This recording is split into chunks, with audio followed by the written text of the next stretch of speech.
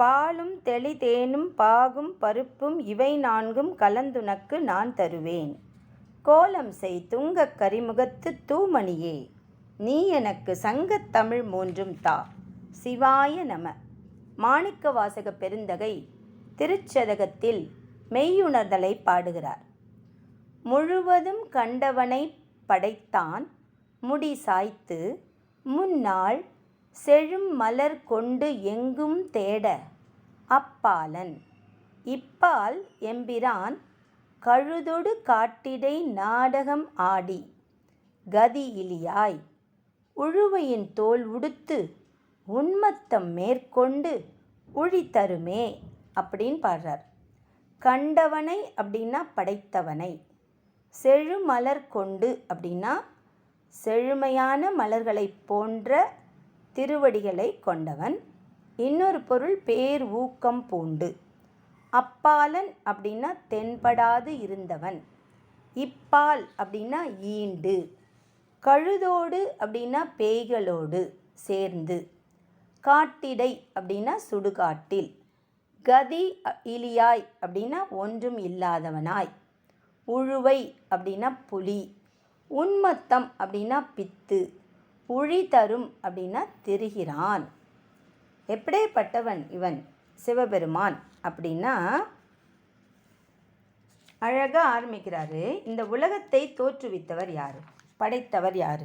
நான்முகன் பிரம்மன். முன்பொரு காலத்தில் இந்த உலகம் அனைத்தையும் படைத்தவன் பிரம்மன். அந்த பிரம்மனை படைத்தவன் யாரு? திருமால். தன்னுடைய அழகான உந்தி தாமரையிலிருந்து பிரம்மனை படைத்தார். அப்படிப்பட்ட திருமால் என்ன செய்தார்? தலை வணங்கி வராக அவதாரம் எடுத்து செழுமையான திருவடி மலர்களை காண வேண்டும் என்பதற்காக பேர் ஊக்கம் கொண்டு உன்னை காண வந்தார். உன்னுடைய திருவடிகளை பார்க்கணுன்னு ஆசாசியாக வந்தார். தேடி தேடி அலைஞ்சார். செழுமலர் கொண்டு எங்கும் தேட அப்படிங்கிறார். அப்படியே எங்கும் தேடிட்டு இருந்தார். ஆனால் நீ என்ன பண்ண? அப்பாலனாய் இருந்து விட்டாய். அப்பாலன் அப்படின்னா தென்படாதவனாய் இருந்து விட்டாய். அப்படியேப்பட்ட மகாவிஷ்ணுவுக்கு, பிரம்மனை படைத்த மகாவிஷ்ணுவின் திருவடிகளை காண வந்தான். நீ அவனுக்கு உன் திருவடிகளை காட்டவில்லை. அப்படிப்பட்டவன் என்ன பண்ண? இப்பால்னா இங்கு. எம்பிரானாகிய நீ கழுதோடு காட்டிடை நாடகமாடி. அழகன் என்ன பண்ண? பேய்களோடு சேர்ந்து நடனம் ஆடிட்டு இருக்கியே. கீழே ஜாலியாக நீ பாட்டுக்கு சுடுகாட்டில் பேய்களோடு சேர்ந்து பித்து பிடிச்சவ மாதிரி ஆடுற பாடுற. உன்னை பார்க்குறவங்கெல்லாம் நகைச்சுவையாக பார்க்குறாங்க, உன்னை கேலியாக பார்க்குறாங்க, உன்னை புகழுறாங்க, சில பேர் இகழுறாங்க, சில பேர். அதை பற்றிலாம் நீ கவலையே படலையே. அழகாக ஆனந்த நடனம் ஆடிக்கிட்டு இருக்கியே. இதுதான் மெய்யுணர்தல் அப்படின்னு சொல்கிறாங்க. இவர் எப்படிப்பட்டவர் அப்படின்னு நம்மளால் சொல்லவே முடியாது. ஏன்னா இந்த உலகம் எல்லாம் ஒரு நாள் ஊழி காலத்தில் எல்லாம் ஃபுல்லாக அழிஞ்சிரும் இல்லையா? அந்த நாளில் கூட உலகமெல்லாம் ஒடுங்கிய இடம்னு சொல்லுவாங்களாம் காட்டை. அந்த காட்டில் போய் இவர் என்ன பண்ணுவாராம்? பேய் மாதிரி ஆடுவாராம். அதுக்கப்புறம் பேய்களும் மறைஞ்சு போயிடுமா. அப்புறம் இவர் மட்டும் தனியாக இருப்பாராம். அப்போ என்ன பண்ணுவாராம்? அழகாக நல்ல வீணை எடுத்து இசையை வாசிப்பாராம். அப்படிப்பட்ட பெரிய வீணை இல்லை, இசையில் சிறந்தவர் சிவபெருமான். அப்படியே நீ வாசிப்ப. அப்படி வாசிப்பவனாகிய நீ என்ன பண்ணுற? உயர்ந்த நான்முகனுக்கும் விஷ்ணுவுக்கும் நீ காட்சி அளிக்கலை. இப்போ நான்முகனை பற்றி இங்கே மென்ஷன் பண்ணல, ஆனால் அது குறிப்பால் உயர்ந்தது தானே. ஒரே நேரத்தில் தானே நடந்தது. மகாவிஷ்ணு அடியை தேடும் பொழுது பிரம்மன் முடியை தேடினார். அதனால் அது நம்ம குறிப்பால் உணர்ந்து கொள்ள வேண்டியது தான். அவங்களுக்கே நீ காட்சி தரலை. ஆனால் நீ என்ன பண்ணுற தெரியுமா? எளியவர்களான மக்கள் இருக்காங்கல்ல, இப்பால் அப்படின்னா இந்த மண்ணுலகத்துக்கு நீ வர. எதற்காக வர அப்படின்னா அழகாக மக்களின் அன்புக்காக நீ வர. அதனால் நீ என்ன செஞ்சிட்ருக்க? அழகாக கூத்து ஆடுற. ரொம்ப ஒரு பக்கம் ரொம்ப உயர்ந்தவனாக இருக்க. இந்த உலகமெல்லாம் அழிந்த பிறகு கூட நீ வீணை வாசிச்சிட்ருக்க. ஆனால் இங்கே நீ நாடகம் ஆடுறியே. நாடகம் அப்படின்னா கூத்தன் தானே, தில்லை கூத்தன்னு தானே நடராஜ பெருமானுக்கு பேர். அதனால் நீ எப்படிப்பட்ட கூத்து ஆடுற அப்படின்னா ஐந்தொழில்களை உணர்த்தும் கூத்தல்லவா ஆடுகிறாய். இது தெரியாமல் பேச முடியுமா? நீ என்ன சாதாரண நடனமாக ஆடுற? சாஸ்திரங்கள் நிறைந்த ஞான நடனம் ஆடுகிறாய். அப்புறம் பக்தர்களுக்கெல்லாம் அருள் புரியணுமேனு திருவருள் நடனம் ஆடுகிறாய். அப்புறம் ரொம்ப பரவசத்தில் பரமானந்த நடனம் ஆடுகிறாய். அப்படி உன்னுடைய பரமானந்த நடனத்தை கண்டு பக்தர்களும் பரமானந்தம் அடைகிறார்களே அப்படின்னா கதி இலி அப்படின்னு சொல்கிறாங்களே, சொல்லியிருக்காரு மாணிக்க வாசகர். இவர் என்ன சொல்கிறாரு? கதி இலிங்கிறார். அப்படின்னா அப்படிங்கிற ஒன்றே இல்லாதவன், அகுது இல்லாதவன். அகுது அப்படின்னா இங்கே என்ன சொல்கிறாங்கன்னா ஆதாரம். எதற்குமாக ஆதாரமாக ஒன்று உனக்கு கிடையாதே, நீ தான் அனைவருக்கும் ஆதாரமாக இருக்கிறாய். உனக்கு ஆதாரம் அப்படின்னா ஒன்றுமே இல்லையே. ஏன்னா இவ்வுலக ஜீவன்கள் அனைவருக்கும் நீ அல்லவோ ஆதாரம். உனக்குன்னு அடையத்தகும் இடம் எது? இப்போ நாங்கள்லாம் கஷ்டம்னா நேராக வந்து உன் திருவடிகளில் சரணாகதி அடைஞ்சிருவோம். ஆனால் நீ ஏதாவது பிரச்சனைனா எங்கே போவ? பிறப்பு இல்லாதவன் நீ, இறப்பற்றவன் நீ, ஒடுக்கமே கிடையாது. அதனால் அகுதிலி அப்படின்னா உனக்கு அதெல்லாம் இல்லை அப்படிங்கிறது வஞ்ச புகழ்ச்சி அணி. அவரை இகழ்வது போல் புகழ்வது இங்கே. அவருக்கு போய் ஒன்றும் இல்லைன்னு சொல்ல முடியுமா? எல்லாமே அவருடைய தானே அப்படிங்கிறது தான் எண்ணி வியக்கிறார் மாணிக்க வாசக பெருந்தகை. அவர் என்ன நினைக்கிறார்னா, சிவபெருமானே நீ அழகாக நினச்சா என்ன பண்ணலாம்? பொன்னாடை உடுத்தி கொண்டு, பொன் ஆபரணங்கள் அணிந்து கொண்டு, பட்டாடை உடுத்தி கொண்டு அவ்வளோ அழகாக ஆடலாமே. ஆனால் நீ என்ன பண்ணுற? என்ன சொல்கிறார் அவர்? எதை உடுத்தியிருக்காருன்னு சொல்கிறாரு? கழுதோடு காட்டிடை நாடகம் ஆடி கதி இல்லையாய் அப்படின்னு சொல்லிட்டு உழுவையின் தோளோடு அப்படிங்கிறார். உழுவையின் தோல் அப்படின்னா புலித்தோல்.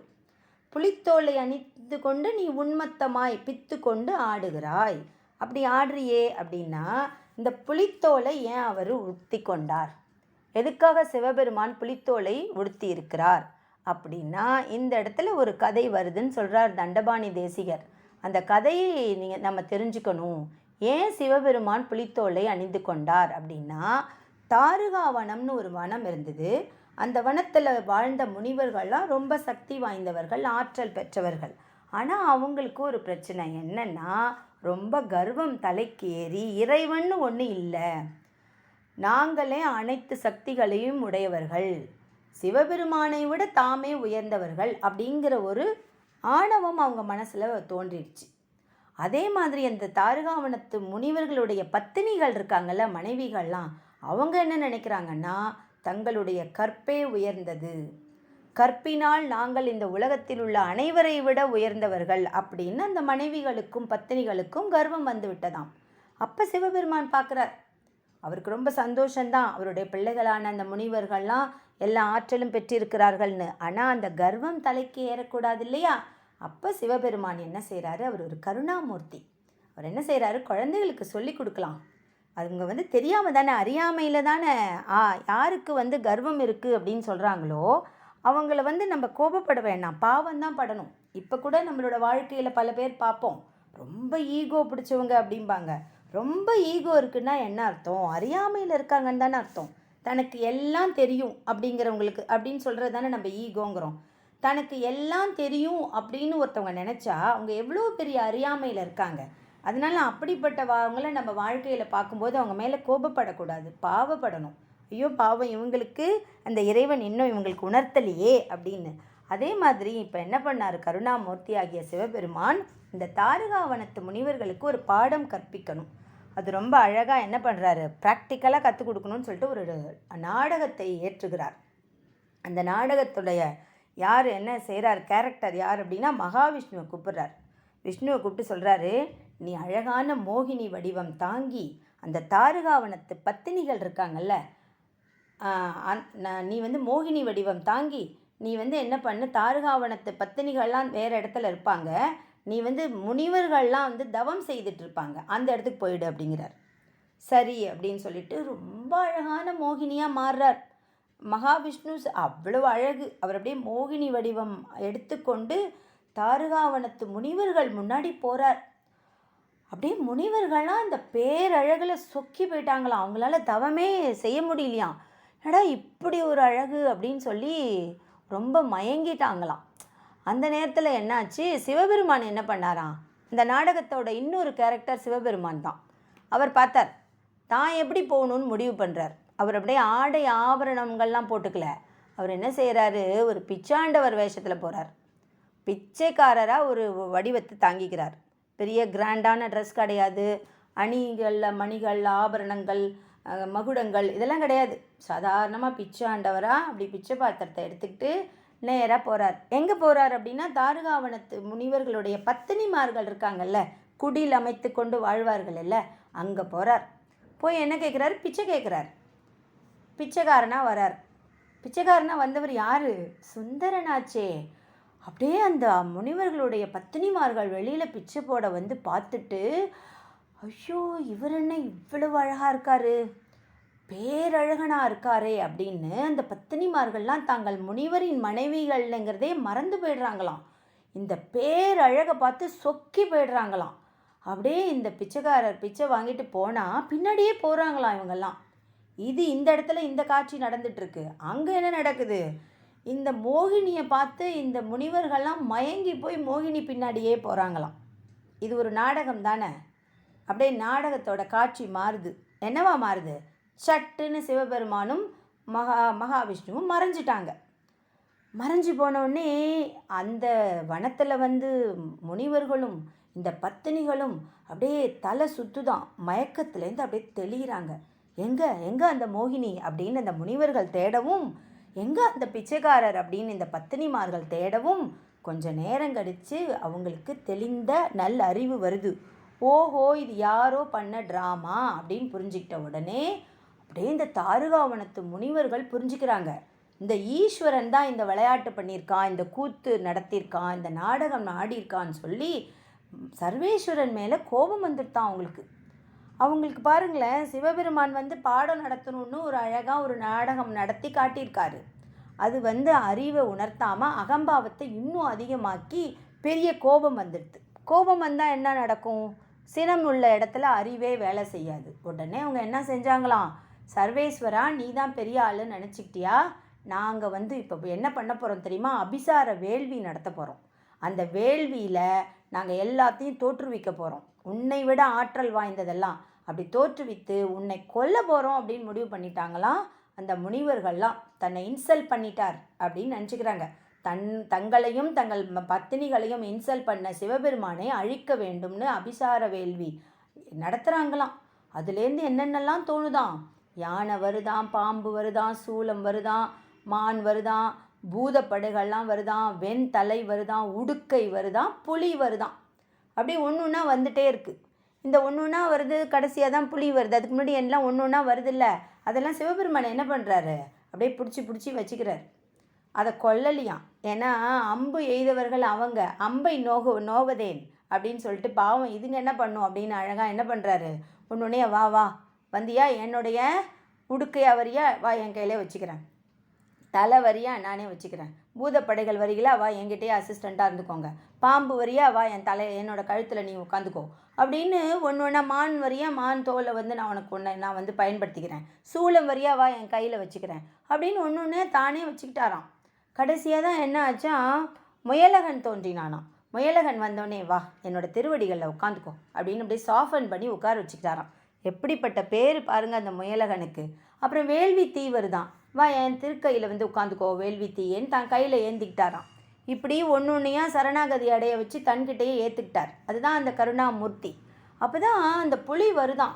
இந்த புலி வந்தோடனே என்ன பண்ணாராம், புலியை அப்படியே உரிச்சி நீ ஒன்றும் கவலைப்படாதன்னு சொல்லி அதுக்கு ஒரு மோட்சத்தை கொடுத்து அந்த புலி தோலை என்ன செய்தாராம், தன்னுடைய ஆடையாக உடுத்தி கொண்டாராம். அந்த புலி எவ்வளோ ஒரு பாக்கியம் பண்ணதுன்னு பார்ப்போம். அந்த புலியையும் சூலத்தையும் ஆடையாகவும் அணிகலனாகவும் ஆயுதங்களாகவும் ஏற்றுக்கொண்ட கருணாமூர்த்தி தான் அந்த சிவபெருமான் அப்படின்னு சொல்கிறாங்க.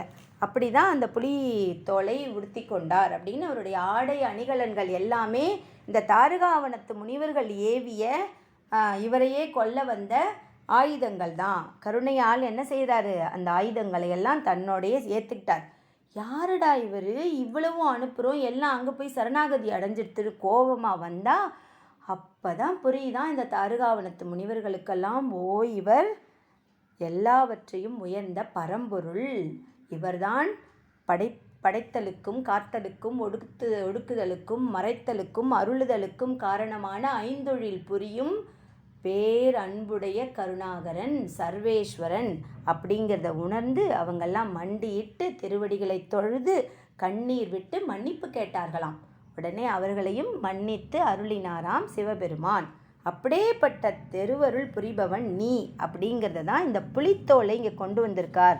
அந்த வார்த்தையை இங்கே கொண்டு வந்திருக்கார் மாணிக்க வாசகர். உழுவையின் தோல் உடுத்து உன்மத்தம், பைத்தியம் பிடிச்ச மாதிரி பித்து பிடித்தவ மாதிரி ஆடுகிறாயே, உழி தருமே நீ ஆனந்தம் தருவாயே, திரிகிறாயே, இப்படியெல்லாம் திரிபவனாக இருக்கிறாயே அப்படின்னு சிவபெருமானின் பல்வேறு திருவிளையாடல்களை நினைத்து மனசில் அப்படியே பரவசம் பொங்கி ஆச்சரியப்பட்டு அங்கும் இங்கும்னு ஒவ்வொரு நிகழ்ச்சியாக நினச்சி பார்க்குறார். கடைசியாக அவரோட மனசில் ஏன் இவ்வளோ வருது அப்படின்னா, உன்னை புரிஞ்சிக்கவே முடியல, நீ ஒரு மிஸ்ட்ரி, நீ ஒரு அற்புதன், நீ ஒரு அரியவன், அந்த மகாவிஷ்ணுவுக்கும் பிரம்மனுக்கும் அரியவன். ஆனால் இந்த பக்கம் ஒரு எக்ஸ்ட்ரீம் எண்டா நீ பித்து பிடித்தவன் மாதிரி சுடலை பொடி பூசி சுடுகாட்டில் பேய்களோடு நடனமாடுபவன். உன்னை அப்படியும் புரிஞ்சிக்க முடியல, இப்படியும் புரிஞ்சிக்க முடியலன்னு சொல்லிட்டு மனசில் அப்படியே யோசித்து பார்க்குறாரு. இது எல்லாமே எங்கிருந்து வெளியில் வருதுன்னா, நீ அரியவனும் நீ எளியவனும் நீ, ஆனால் அன்பர்கள் உன் மேலே பக்தி கொண்டால் நீ எங்களிடம் ஈஸியாக வந்து மாட்டிக்கிட்டு எங்களையும் உன்பால் ஆட்கொள்வாய் அப்படிங்கிறத தான் அவர் திரும்ப திரும்ப நமக்கு சொல்லிக்கிட்டே வரார். அப்படிப்பட்ட அரியவனும் அன்பிற்கு அடிமையுமான எளியவனுமான சிவபெருமானின் திருக்கழல்களை நாமும் வணங்குவோம், அவன் அருளை பெறுவோம். திருச்சிற்றம்பலம், திருச்சிற்றம்பலம், திருச்சிற்றம்பலம்.